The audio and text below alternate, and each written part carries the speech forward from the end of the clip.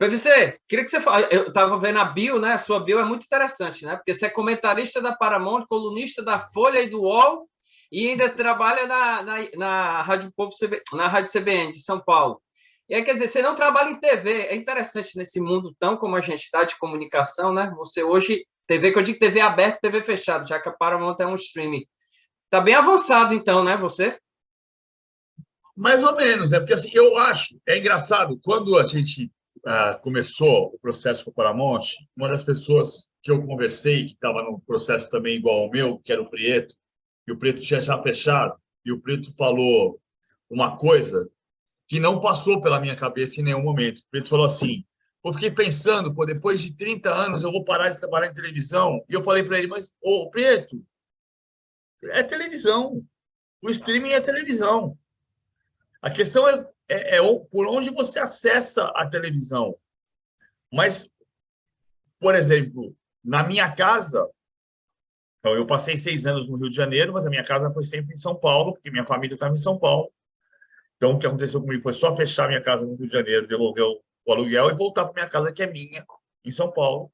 E na minha casa em São Paulo, a minha filha Bruna e o meu filho João Pedro, os dois comandaram a Revolução no ano passado dizer, eles disseram, pai, não dá para pagar mais esse negócio de operadora, não. E eles, eu fui contra, eu fui voto vencido. Mas eles tiraram a operadora e na minha casa só tem streaming.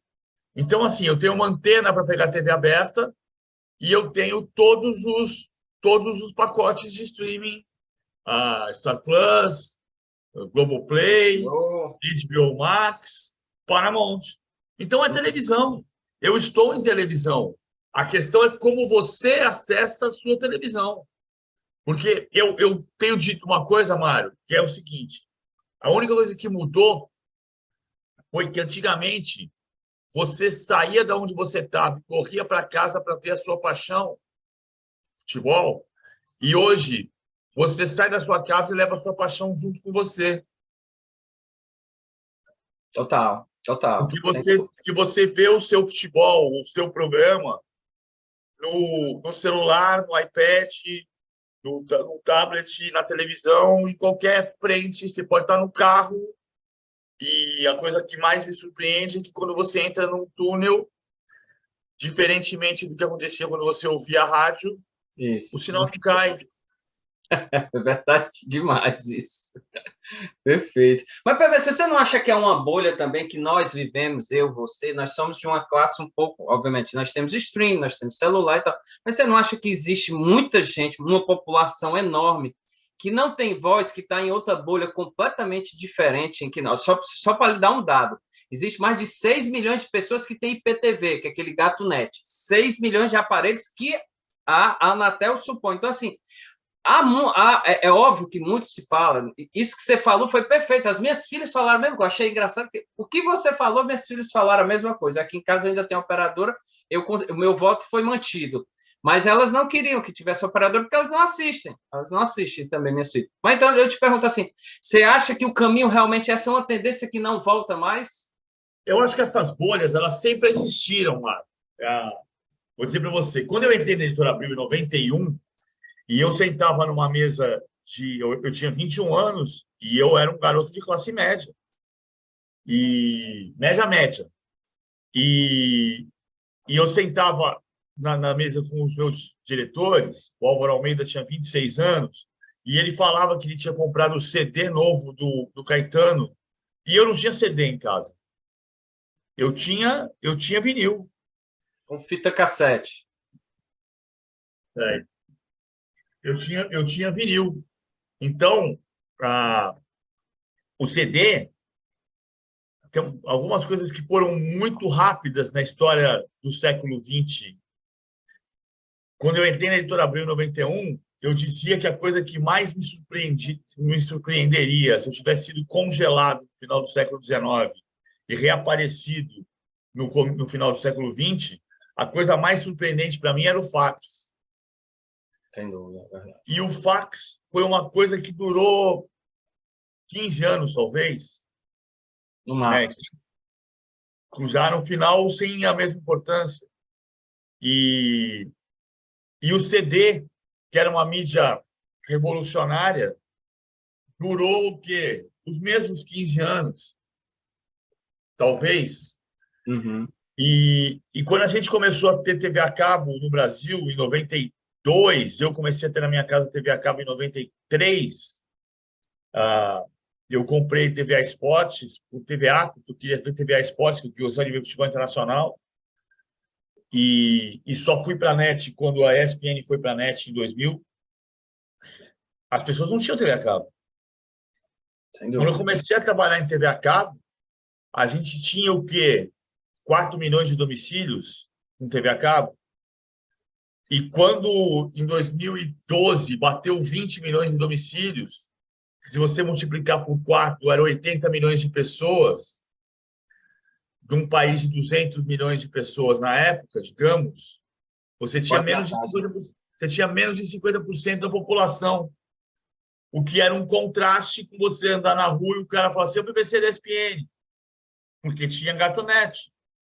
Sem dúvida. É claro que você tem ainda uma capacidade enorme de gente que não tem uma quantidade imensa nesse Brasil enorme, de gente que só tem acesso à TV aberta. É verdade. Mas, ao mesmo tempo, você percebe como a qualidade da televisão no Brasil ela foi se dilapidando à medida em que as pessoas foram tendo acesso a outras mídias. Por mais que você tenha 120 milhões de pessoas que não têm acesso à TV por assinatura ou ao streaming, o conceito da televisão é de que você atende a um público que restou para a TV a cabo, para a TV aberta. Então, o que aconteceu, na minha opinião, com a TV, os canais? Em São Paulo, a gente tinha 7 canais de TV, certo? Final dos anos 90, final dos anos 90 não, começo dos anos 90, você tinha a TV Cultura, Bandeirantes e Manchete, que nos anos 80 tinha uma programação de muita qualidade. Boa. E você tinha SBT, Record, que tinham o popular. Né? São Paulo tinha TV Gazeta também, que sempre pareou nos dois meios. E tinha a Globo, que tem a novela e tem o Globo Repórter. Né? E tem o Jornal Nacional. Tem um programa de altíssima qualidade e tem a novela, que é popular. À medida em que a classe média começou a ir para o cabo, quem primeiro sofreu com isso foram as TVs da programação de elite. Então, a cultura sobreviveu, mas sofreu um baque. Bandeirantes e Manchete, Bandeirantes e Rede TV, a gente viu nos últimos anos o horário nobre com programas de religioso. Total. Então, o que aconteceu foi que as TVs, tirando a Globo, foram todas para o popular ou para o popularesco. Porque a população de pouco menor poder aquisitivo saiu para o cabo. Interessante. E à medida em que isso foi acontecendo, agora acho um pontinho, verdade. Agora é gol. Agora foi gol. À medida em que isso foi acontecendo, as mídias foram surgindo, crescendo. Quem começou a sofrer mais recentemente com isso foi a própria Globo. Então você passa a ter uma população enorme que assiste o YouTube. Sem dúvida. E você falou que suas filhas não assistem televisão. E aí o que está acontecendo? Então, a população está migrando da televisão. Ah, mas é toda a população brasileira? Hoje a gente tem 200 Brasis aqui. Nós estamos falando de um momento da mudança da mídia, e a mídia muda num ritmo muito grande, a ponto de a gente não ter certeza exatamente do que vai acontecer daqui a 10 anos. Não dá O que nós estamos tentando fazer é manter qualidade e confiabilidade para o trabalho que a gente faz de informação. Especialmente num país onde se ganhou uma eleição com fake news. Total, Pedro. Eu não sei se você viu hoje o blog do Giannotti. Foi interessante. Ele fez não sei se você deu uma olhada hoje lá na ESPN. Ele fez um artigo sobre a comunicação, fala do Vitor Pereira, dos influenciadores. É bem bacana. Fala do novo jornalismo. É interessante, eu acho que vale um debate bem bacana. É uma aula que ele dá. Mas eu te pergunto assim, ir para Paramount, para você, obviamente, eu acho que valeu também, a pergunta é essa, né? Você falou pela qualidade, né? Você falou que tinha o Prieto, tem o João, e você, era essa a ideia, né? A Paramount queria uma equipe de qualidade e você abraçou por causa disso. Eu abracei por uma série de fatores, entre eles esse, de acreditar no projeto. Eu acho que o caminho é esse, é isso aqui, é televisão. Nós estamos conversando aqui, eu estou vendo o jogo do Bayern no meu tablet, porque na minha televisão do hotel não tem. Eu fiz uma reunião com uma fonte agora há pouco, numa conferência telefônica, em que, quando começou, um dos assessores que estava na reunião falou, eu falei, putz, quase gol do Paris Saint-Germain. Ele falou, pô, aqui na minha televisão só tá passando o Milan. Falei, pois é, o jogo que ele quer ver não está na televisão dele, está aqui no meu tablet. Então, esse cenário, isso tudo é televisão, isso tudo é comunicação. Eu sou um jornalista, Mário, eu sou um jornalista. Eu fico, às vezes, um pouco surpreso quando pessoas falam que você não é mais jornalista, é comunicador. É claro que eu sou comunicador. É óbvio que eu sou um comunicador. Eu fiz faculdade de comunicação social. Agora, eu me comunico a partir da informação. E continuo achando uma coisa que é muito relevante neste mundo que a gente vive, dos Estados Unidos à Rússia. Informação é a coisa mais moderna que existe nesse mundo. Sem informação, eu te dou meu celular aqui e falo, liga. Você pode até saber que o botão é do lado de cá, depois de procurar um pouco, mas na hora que você fizer assim, e ele te pedir a minha senha, se você não tivesse informação, você não usa. Total. Então, assim, até para você ter as coisas, o acesso até a tecnologia, você fala assim, não, mas hoje em dia o jornalismo perdeu relevância. Perdeu relevância nada. No mundo em que você vende fake news e faz invadir o Pentágono, a Casa Branca, a informação de qualidade é o bem mais precioso que existe. E a pergunta é como é que nós vamos conseguir fazer informação de qualidade chegar até as pessoas. Esse é o ponto central. E isso, nesse momento, é o que eu estou dizendo. Assim, tem informação na televisão? Claro que tem. Mas o cara que estava conversando comigo no telefone estava surpreso que eu estava conseguindo ver o Bayern e na televisão dele não tem. Total. Qualidade, sem dúvida. Perfeito. Você falar um pouco agora sobre futebol, um assunto que maltrata muito todos nós aqui no estado do Ceará, e obviamente chega também no Nordeste, é que a sensação que dá, vou lembrar para você, em 2001, o Luxemburgo no Paulistão, o Corinthians contrata ele, depois de toda aquela confusão lá da Receita, que ele é demitido da seleção e tal. Quando o Luxemburgo assume o Corinthians Paulistão, o Corinthians está quase em penúltimo colocado, no risco de se rebaixar, e ele tem uma arrancada espetacular e é campeão. Sim. Em 2009, outro, acho que é tão semelhante, mas é porque não conquista título, mas o Cuca estava no Flamengo, ele sai do Flamengo, o Flamengo é campeão, mas ele vai para o Fluminense e dá a arrancada impressionante do Fluminense. Esses dois treinadores, eles conseguem ter um apelo da mídia, eles tiveram um apelo gigantesco, né? O Luxemburgo foi considerado altamente inteligente, que ele usa até o ponto do Ricardinho naquele famoso jogo contra o Santos, e o Cuca que salva. O Fluminense é chamado de time de guerreiro por causa daquela campanha com o Cuca e tal. O que o Vojvoda fez ano passado com Fortaleza nem se compara com o que esses caras fizeram, tanto o Luxemburgo. O Fortaleza estava decretado, rebaixado, e conseguiu arrancar a história. Eu queria te perguntar a você, por que a mídia não consegue enxergar se é um abismo que existe do futebol nordestino lá para baixo, o São Paulo, ou se é xenofobia? Você, não, esses caras aí são... Não, eu acho diferente a situação do Fortaleza, porque o Fortaleza saiu do rebaixamento na 22ª rodada. Ele passou o primeiro turno inteiro na zona de rebaixamento, aliás, ele passou 18 das 19 rodadas na zona de rebaixamento, mas escapou da zona de rebaixamento na 22ª rodada. O Fluminense foi escapar na 38ª. O Fluminense na 29ª estava condenado. O Fortaleza na 22ª já estava disputando a condição de ir para a Libertadores, com o Ceará se metendo na briga para não cair. Agora, eu acho que o Vojvoda tem um tratamento, tem uma reverência no futebol brasileiro, sim. E eu acho que o preconceito em relação ao Fortaleza e ao futebol do Ceará Não está em não valorizar a campanha dele. Está em achar que ele, por ter feito a campanha que fez, ele ia para o Corinthians ou para o Flamengo. Aí sim. Que aí não é uma coisa exclusivamente do futebol do Nordeste. Mas vamos pensar aqui. O Cantinho, técnico... Não é o melhor exemplo. O Cantinho foi depois. Mas, assim, quando você tem o técnico da Portuguesa, campeão brasileiro, vice-campeão brasileiro de 96, você imagina que ele vai para o Corinthians no ano seguinte. Ele foi, né? E foi. Não Isso. no começo do ano, mas foi. Mas foi. Né?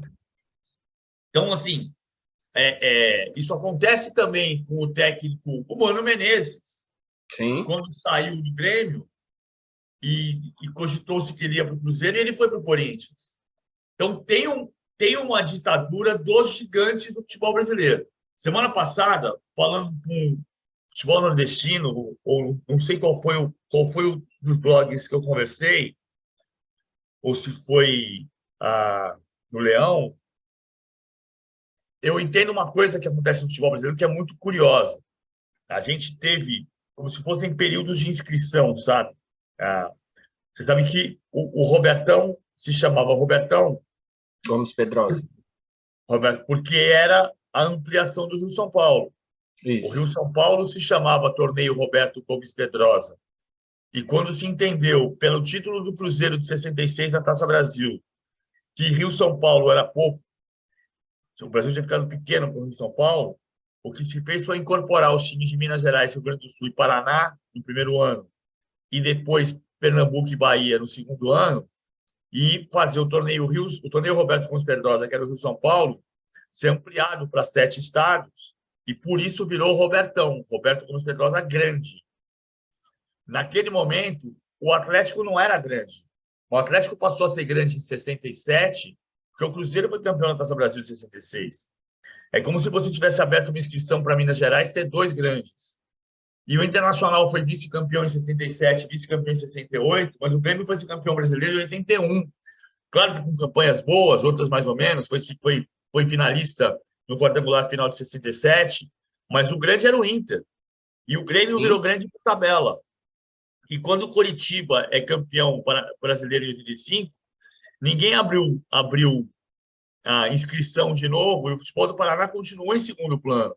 De uma maneira que o Atlético Paranaense, que é um gigante no século XXI, quem é grande no século XXI, o Atlético Paranaense ou o Botafogo? Com certeza, Atlético. Não tem nem o que questionar. Acho que... E como é que a gente trata o Atlético Paranaense e o Botafogo? Exatamente. Então, aí não é uma xenofobia como o Nordeste, é como se tivesse uma questão do período de inscrições em que alguns estados foram contemplados e outros não foram. E a gente olha muito para esses gigantes do Rio, São Paulo, Minas Gerais e Rio Grande do Sul. O seu exemplo foi perfeito, porque eu falo... O Vojvoda, nessa comparação, é interessante, mas, por exemplo, jogador... É óbvio, o Atlético conseguiu também todo o objetivo, né? Foi campeão sul-americano, mas eu falo até mesmo de jogadores, PVC. Dá o exemplo do Pikachu. O Pikachu foi o melhor lateral direito do Campeonato Brasileiro de 2021. Sem ser lateral direito. Como é? Sem ser lateral direito. Sim, ele jogando como ala. E mesmo assim, o nome que foi cotado para ir para a seleção foi o Rodinei. Então você vê uma diferença. Mas não se cotou o Rodinei desse jeito. Ele está na lista. Na lista dos 50. Ele foi para a lista dos 55. Não, no final de 22, não de 21. Não, isso, no final de 22, exatamente. O que se elogiou o Rodinei, que o Galvão falou do Rodinei, que virou até piada de algum jeito. O Rodinei não foi levado a sério como jogador de seleção brasileira. Agora, o Rodinei jogou bem até as finais da Copa do Brasil de 2022, foi campeão da Copa do Brasil de 22, daquela entrevista do Davi Luiz falando do Rodinei, que tecnicamente era maravilhoso. Pikachu já não estava no Brasil ali. E assim, vamos combinar que nem Pikachu nem Rodinei são jogadores de seleção brasileira. Perfeito. Pronto, você chegou onde justamente eu queria. Que acaba se tendo uma valorização maior de alguns jogadores. Que é isso que eu digo. Às vezes há uma valorização maior de alguns jogadores que não têm o status. Mas isso é um ponto que a gente tem uma dificuldade enorme de entender quem tem padrão de seleção no Brasil. O Veiga acabou de ser convocado. O Boa. Veiga, eu acho o Veiga um jogador de MLS. O Veiga não é um jogador de Copa do Mundo. A gente não sabe mais quem é jogador de Copa do Mundo que atua no futebol brasileiro. A gente acabou de sair de uma Copa do Mundo em que só um jogador de América do Sul fez gol na Copa. E 3 do Campeonato Croata fizeram. Então, toda vez a gente tem uma carência de nomes que faz com que a gente procure assim, será que não tem um jogador aqui que pode ter seleção? E é uma questão midiática, mas não é real. Do ponto de vista técnico, não existe. O Brasil teve 3 jogadores convocados para a Copa do Mundo. Pela Mas você acha segunda que Copa foi justo? seguida. Mas você acha que foi justo só os 3 mesmo? Eu acho. Eu acho. A gente tem nível internacional? A gente não tem. Olha o Benfica ontem. Deixa eu ver. Espetacular, né? Não, o Benfica jogou com o Gilberto, que entrou no segundo tempo, David Neres, que entrou no segundo tempo, Lucas Veríssimo, que entrou no segundo tempo. Os 3 entraram no segundo tempo no time do Benfica. A gente adora dizer que o Otamendi é uma porcaria, mas o Otamendi faz a titular do Benfica com o Antônio Silva. Verdade. O Lucas Veríssimo voltou de lesão, ok, mas é o zagueiraço. Mas não jogou, entrou no segundo tempo ontem. Entrou aos 44 do segundo tempo ontem. O Neres fez um gol, mas já estava ganho. Eu não acho que esse exemplo do Pikachu, ele não é um exemplo de que não se olha para o futebol do Nordeste. Acho que está se olhando para o Fortaleza com uma enorme atenção. O Fortaleza é o único clube do Nordeste a disputar duas Libertadores consecutivas. É muito bom isso. Eu tenho feito questão de dizer que é uma das coisas que fizeram vir para Paramonte, que é a possibilidade, pelo menos neste período, que pode não ser assim para sempre, mas de fazer o jogo em loco. Então, quando você pega um avião e vem para Fortaleza, para onde eu não vinha desde 2014, desde a Copa do Mundo, e você percebe a reforma da Avenida Beira-Mar, você percebe a diminuição da violência, você percebe que Fortaleza, que o Ceará hoje tem o maior PIB do Nordeste, você entende o que aconteceu com o futebol do Ceará em comparação ao Bahia e Pernambuco. Agora, existe uma questão, sim, histórica, que é uma questão do Brasil. O primeiro clube do Brasil a bater 300 milhões de reais de receita anual foi o Corinthians em 2013. Nós estamos em 2019, o Bahia foi o primeiro clube do Nordeste a bater 200 milhões. E em 2022, o Fortaleza foi o segundo clube do Nordeste a bater 200 milhões, fez 210 milhões de reais de receita. Então, você tem aqui uma explicação. É como se dissesse assim, mas na Alemanha ninguém cogita um jogador do União Berlim para ir para a seleção. O União Berlim e o Bayern Munique têm pesos diferentes. Mesmo que o União Berlim esteja disputando o título hoje. Perfeita analogia para você. Tem pré-conceito, mas tem conceito. Não, perfeito. Então, na sua opinião, só para eu dar aqui, eu acho que você gosta muito de escalação, né? Neneca, Mauro, Gomes, Edson, Miranda. Você acha que não repete mais isso que aconteceu em 78? De um clube como o Guarani ganhar o Campeonato Brasileiro? Sim. Pode acontecer. O Leicester foi campeão inglês. Você acha que é possível, então, o que aconteceu com o Leicester acontecer aqui? Eu acho que o ponto central é que a gente precisa construir uma liga, e essa é a grande dificuldade de hoje. E a gente está vendo um golpe atrás de outro golpe, essa história da Série B agora. Essa da Série B é pesada. O Reinaldo Rodrigues entra na reunião às 11 da manhã e diz que vai ter um contrato de 2 anos. Quando ele volta às 3 da tarde com todos os clubes da Série B reunidos, ele apresenta um contrato de 4 anos. E é evidente que é para quebrar a unidade dos 15 clubes da Série B que estão na Forte Futebol. Então, você quebra essa unidade e você quebra a unidade como? Dizer assim, você pode ficar rico depois de amanhã, mas quando eu sei que você vai morrer de fome hoje, então toma aqui 2 mariolas para você ficar feliz. E aí o cara pega as 2 mariolas e abre mão do dinheiro que vai estar daqui a 4 anos. E cumpre toda a história. Então, isso está acontecendo golpe em cima de golpe. O que a gente precisa fazer é olhar para a árvore e não olhar para o galho.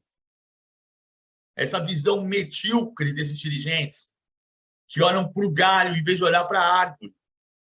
Então, a gente precisa construir um campeonato que seja regado, se fosse uma plantinha.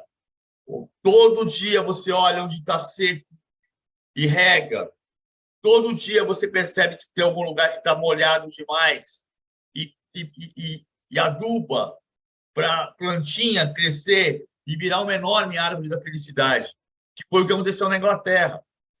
A Inglaterra tem que ser o exemplo, não é porque o Campeonato Espanhol é sensacional, mas a gente sabe que vai ganhar o Barcelona ou o Real Madrid e, eventualmente, o Atlético de Madrid. E na Inglaterra, o contraponto é que 15 anos atrás, você sabia que ia ganhar o Manchester United ou o Chelsea.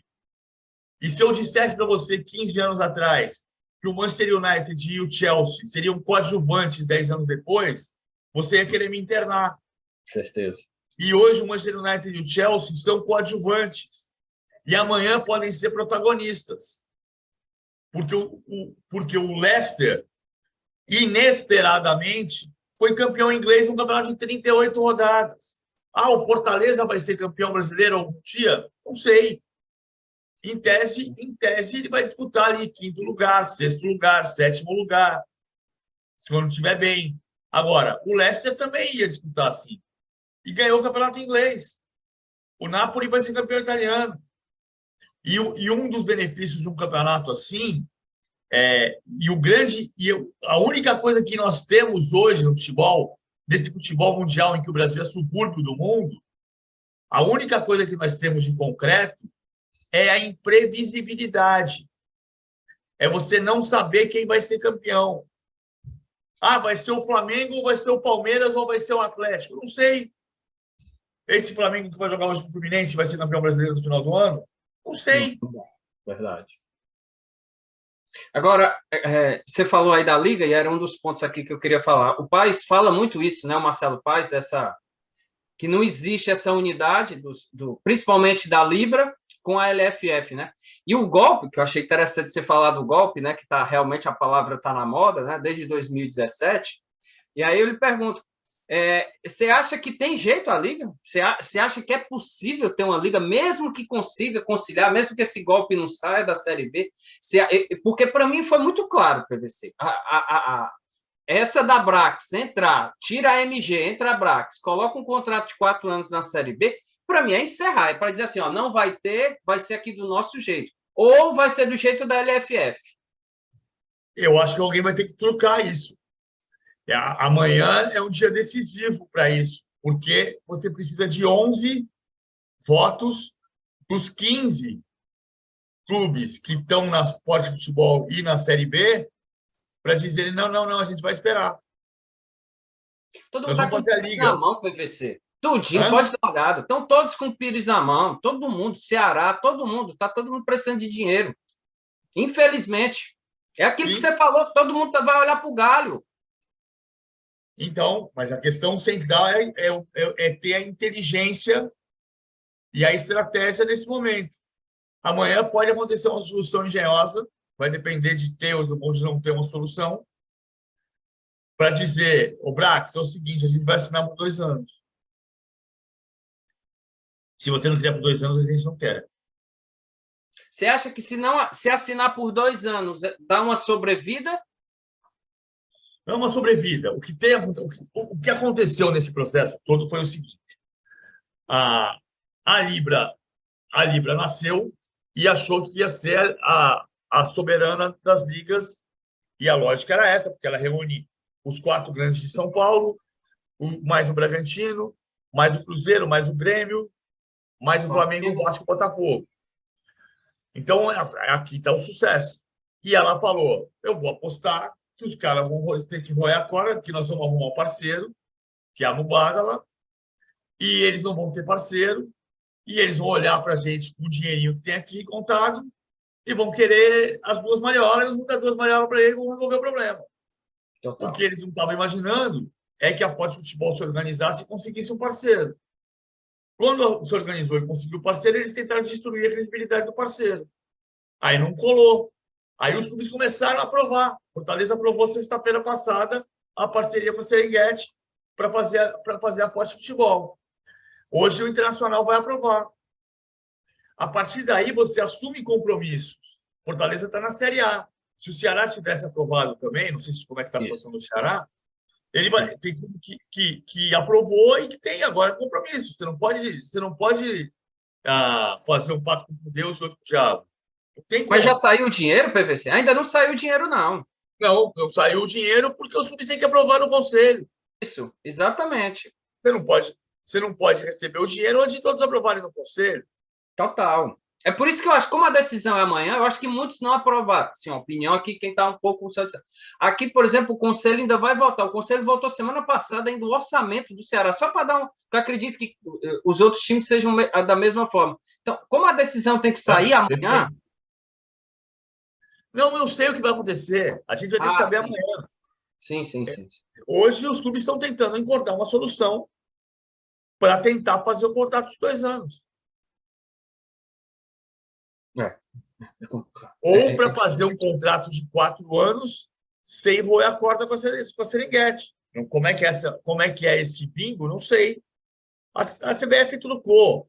A CBF trucou a partir de uma posição que também tem do Flávio Sveiter, que é uma posição completamente de conflito de interesses, porque ele é o cara que articula a criação da Liga e ele é o vice-presidente de desenvolvimento e projetos da CBF.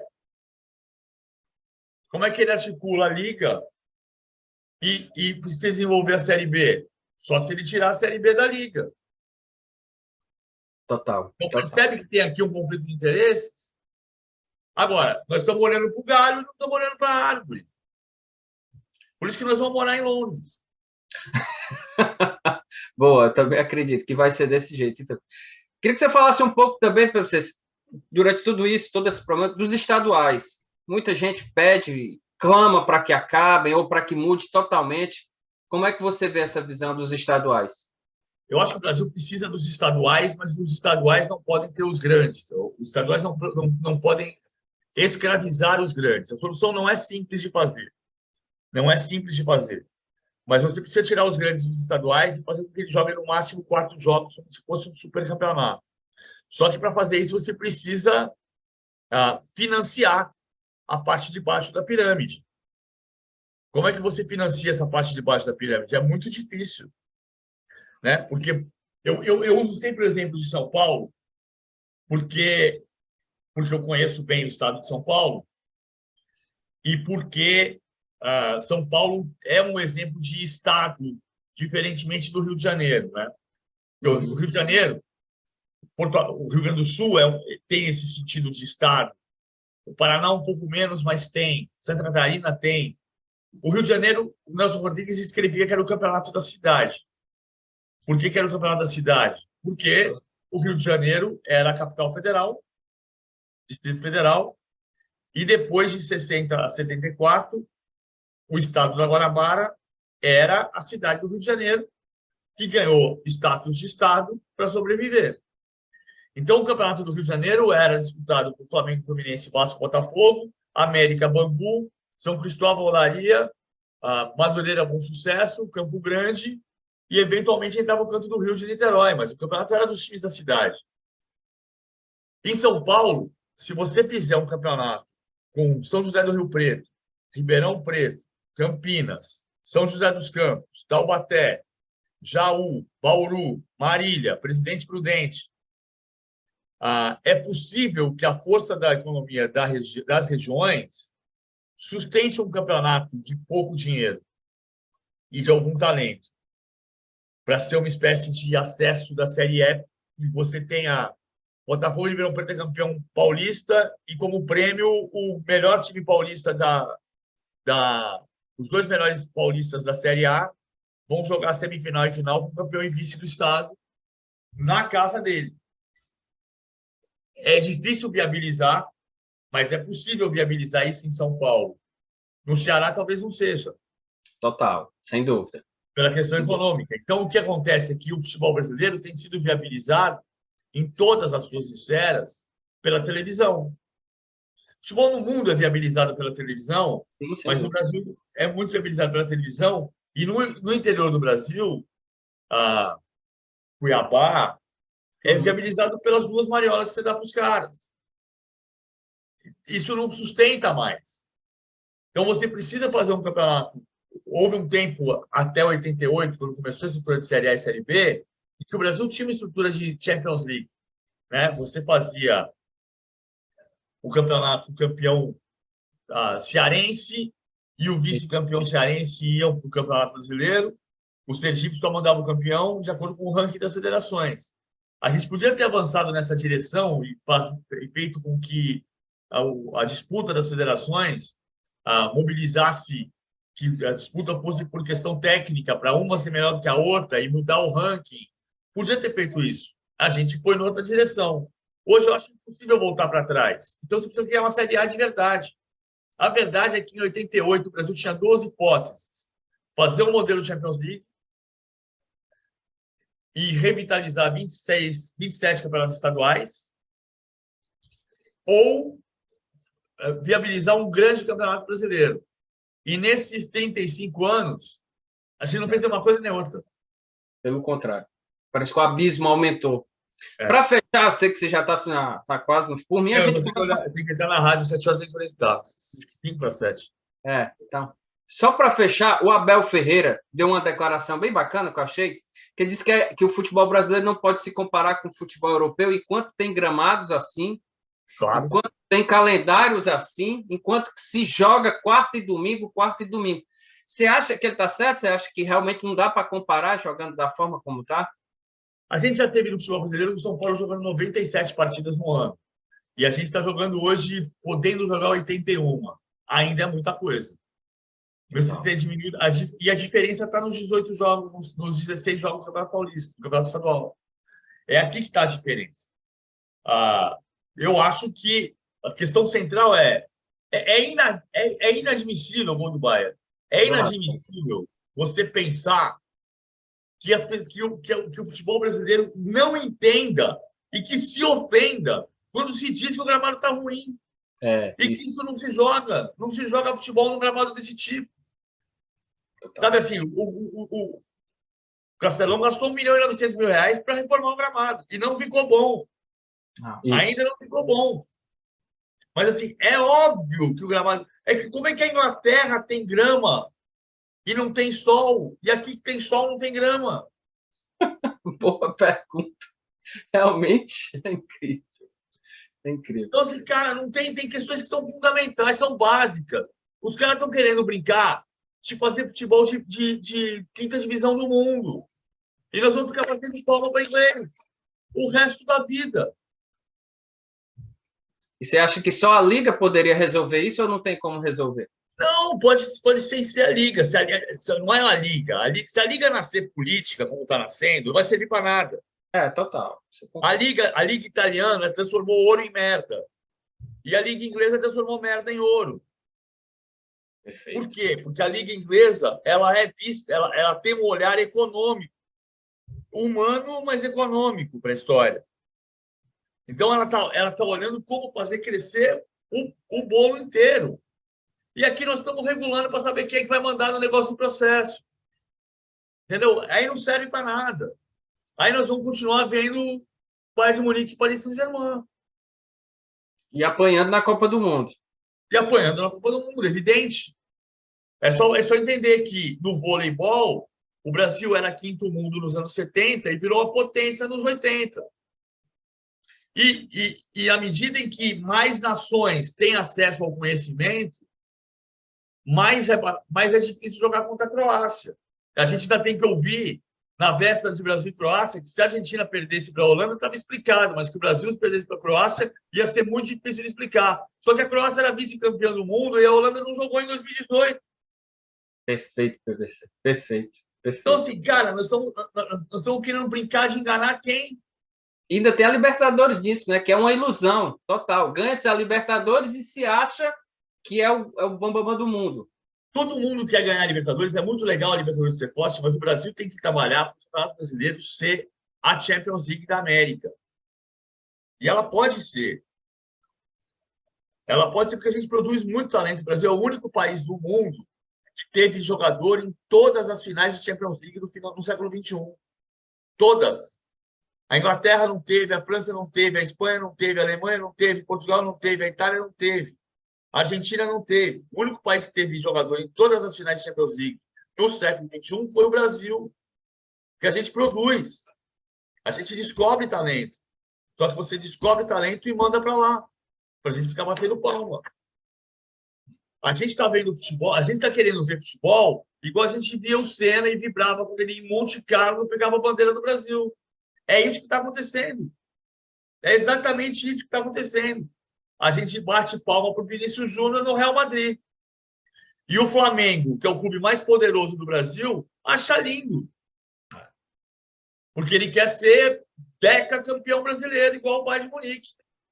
Sem prestar atenção que ninguém está vendo o campeonato alemão. Você vai ver o Bayern jogar no final de semana, né? Você vai ver na Champions. Mas você vai ver o campeonato alemão quando? Quando tiver disputa. O Bayern vai ser campeão de novo. Tudo indica. Ô, PVC, obrigado. Desculpa A gente interromper aqui. conversaria até amanhã, mas... Obrigado, gente.